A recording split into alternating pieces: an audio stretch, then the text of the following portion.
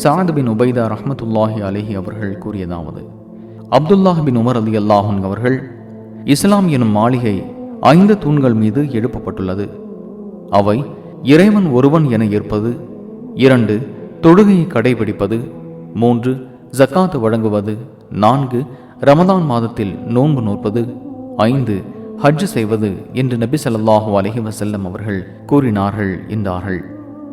அப்போது ஒருவர், 4வதாக ஹஜ் செய்வதையும் 5வதாக ரமதான் மாதத்தில் நோன்பு நோற்பதையும் தானே நபி அவர்கள் குறிப்பிட்டார்கள் என்று கேட்டார்கள்.